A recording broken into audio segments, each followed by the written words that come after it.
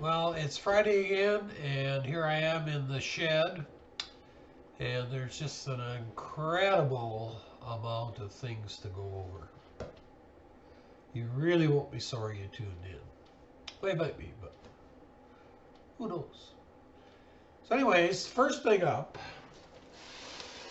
Now, you might recognize this package. Somebody else featured it on their channel that they were sending it to me. So what the backstory is, actually before we get to that, I think we gotta have a beer here. This is the first beer of Friday, so we gotta have some.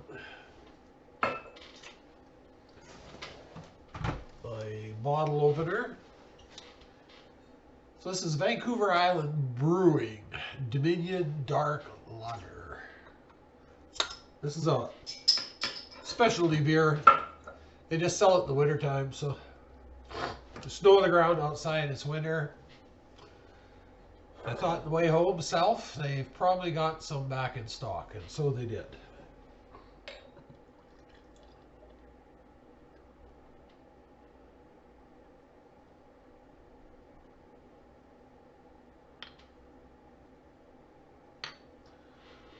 Look at that. Isn't that beautiful? Isn't that a beautiful thing?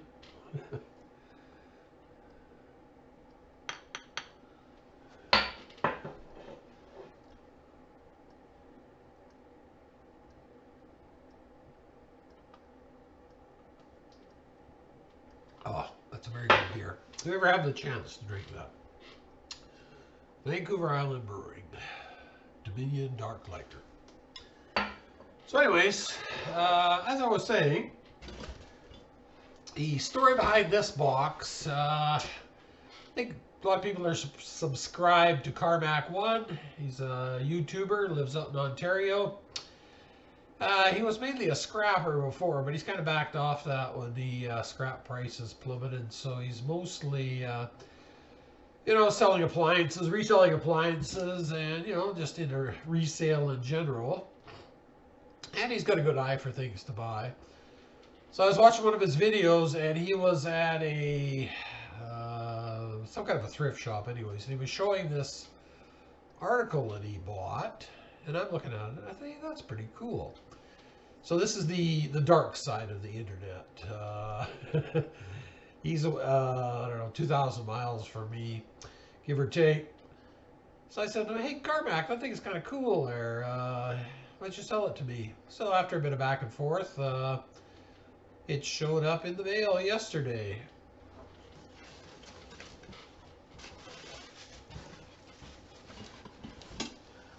And here it is.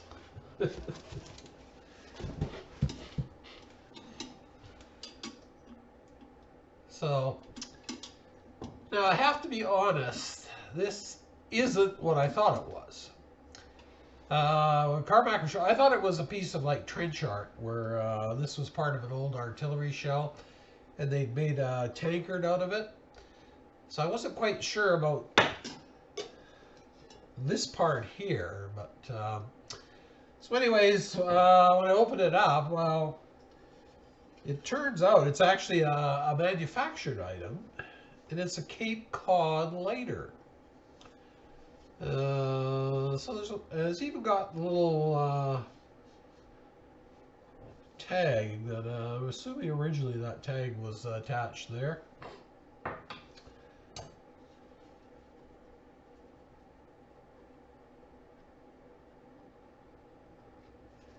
So what this thing is, this would be soaked in oil, or it says tallow. And then what you would do is take it out, put a match to it, catch it, this whole thing would light up, and then you'd use this to start your fire in your fireplace rather than sticking paper in there and stuff like that. So, and I never heard of such a thing before. And now I have one. I own one. So yeah, this, like I say, this is all manufactured, and this is made by Mitchell, Canada. Actually, they're still in business today. Now, I'm not discounting this didn't start its life out as an artillery shell, because I did a little internet research, and they actually did make munitions during the Second World War. So this particular item, this was sold by the T. Eaton Company. It used to be a big department store chain across Canada. They used to be Sears rivals, Sears Roebuck's rivals. So anyhow, all the Eaton stores were gone like 20 years ago.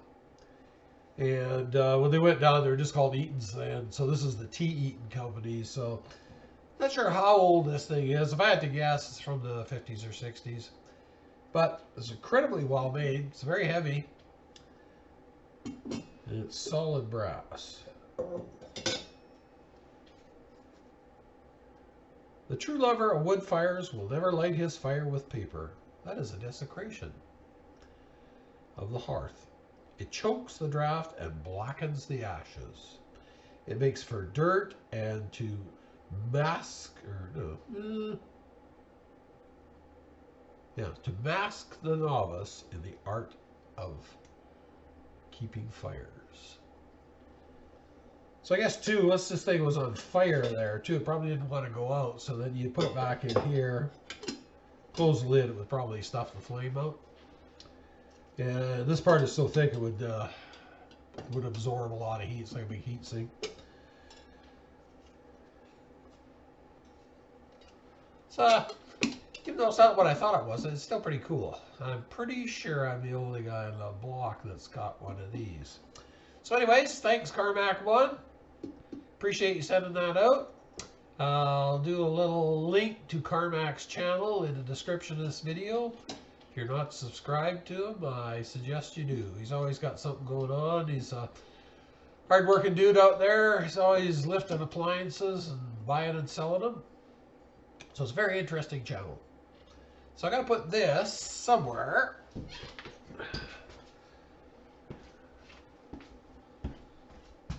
Oh yeah. Just happen to have a spot up on the shelf there. I'll show it another time up on the shelf, but perfect spot for it up there.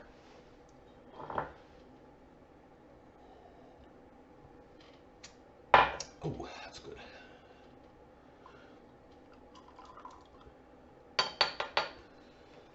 So there's another problem out here in the shed as well. Last weekend, the shed ran out of single malt. So, whilst I was getting this dark lager, I picked up some single malt. And this is Cardew. 12-year-old single malt.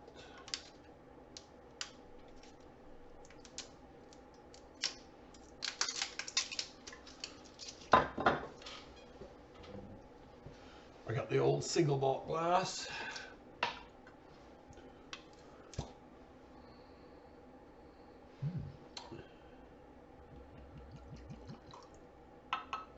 It's definitely whiskey.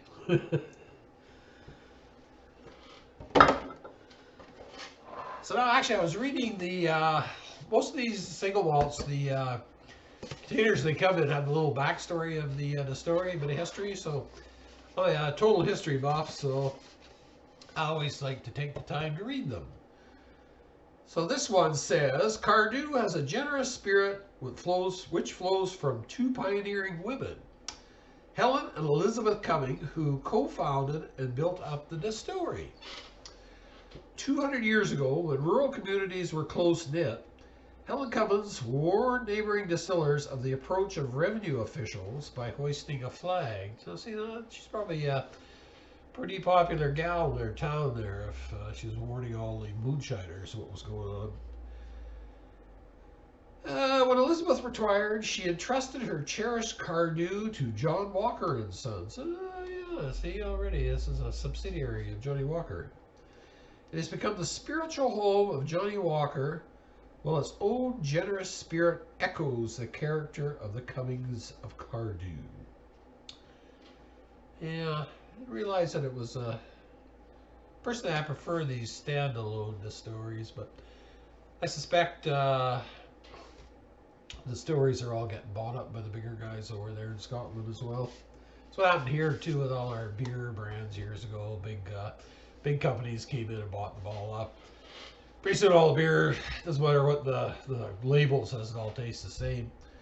So that's kind of what's created a resurgence in these craft breweries. You know, people like the different tastes of beer and stuff like that. You know, different tastes per regions, things like that. So that's why I think the craft distilleries are really starting to take off, and they're going to be eating the big guys' lunch pretty soon. So anyways, Cardew is a soft, smooth Speyside single malt acclaimed for its elegant style and silky texture. Finest malted barley, pure spring water from the Mannock Hills, slow traditional distilling, and skilled maturation in oak all play their part in its creation. So there you have it. That's the Cardew history. There's a whole kind of a picture there of the old gal hoisting the flag to let everybody know the revenuers were in town. Hide your still. The flag's up. Hold it. Hide your still.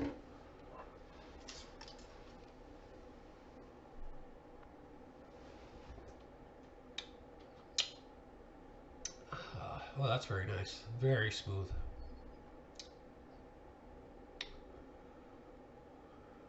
Yeah, that's nice. Very smooth, even on the backside. Not harsh at all.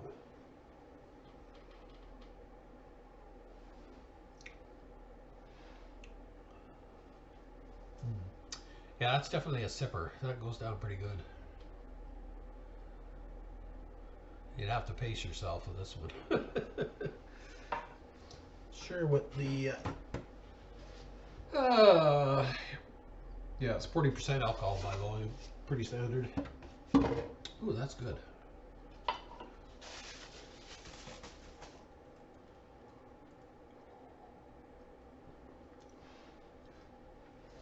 So it's another long and arduous week, but this is the way to end your week. Sitting in your shed amongst all your junk, and then, you know, a good beer and a good whiskey, and it just doesn't get any better, honestly. So I've got a little, I got some junk to scrap up in here. I've got another light fixture I ran across today in the back of the truck. I'll have to bring that in. These ballasts are multiplying at a rapid rate. I think I got about 12 of them now to cut up. So try and get caught up on all that stuff this weekend. Been cleaning up the shed a bit here, trying to get things more organized. My son's girlfriend was over here during the week trying to weld something up, and it's kind of hard to work when you got junk everywhere, so I gotta get it cleaned up a bit more, just so if you want to actually build something you can. So I'll be doing other videos as the weekend progresses. That's actually a warning. So so anyways, I hope everybody had a great Friday night. I was at work. I was at lunchtime. I was watching, yeah, Wasabi's live stream, and all the boys over in England, they were already into happy hour. So I actually had to leave work. I couldn't take it anymore. I had to leave work a bit early. I left half an hour early, shut the office down, just so I could get home and have a drink. So anyways, like I say, I hope everybody has a great Friday, and I will see you soon. Bye for now.